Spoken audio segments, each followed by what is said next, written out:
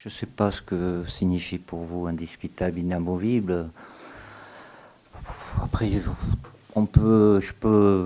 tout est audible. À un moment, je le répète, au mois de septembre ou octobre, on remettait en cause Antoine Griezmann. Pourquoi pas? On disait que Kylian Mbappé était dans le trou.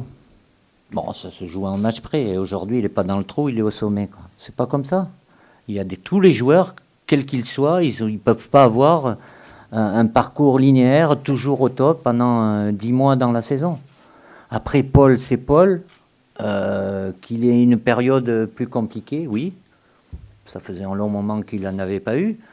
Mais voilà, je sais ce que Paul est capable de faire, qui ponctuellement, il peut avoir un passage un peu plus difficile, oui, certainement, mais ça ne change pas ce que je pense de lui et c'est valable pour la totalité des joueurs. C'est pas les deux buts à Old Trafford qui changent totalement la donne, même si ça vient évidemment à son crédit, parce que c'est un match de très haut niveau, c'est la Champions League, il fait gagner son équipe. Certes, il est rentré qu'un quart d'heure, mais ça vient confirmer tout ce qu'il fait de bien depuis plusieurs saisons. C'est quelqu'un qui a une très bonne efficacité. Il est sur les 4-5 dernières saisons à plus de 15 buts. Il ne joue pas tous les matchs. Il a cette capacité aussi à quand il rentre à marquer. Ce n'est pas toujours le cas de tout le monde. Voilà, il est dans un profil différent, plus dans la mobilité, la vivacité, mais il est extrêmement efficace. Donc, même si pour certains ou pour beaucoup, je peux être conservateur ou autre, voilà, on le suit. Je vous l'avais dit déjà depuis le mois de novembre, où il était déjà dans les prélistes.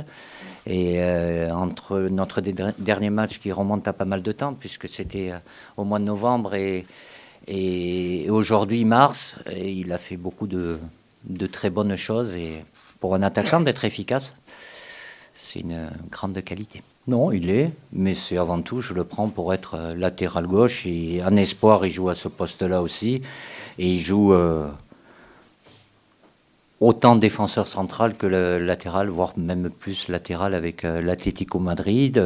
C'est un jeune joueur, mais qui est habitué déjà aux compétitions internationales.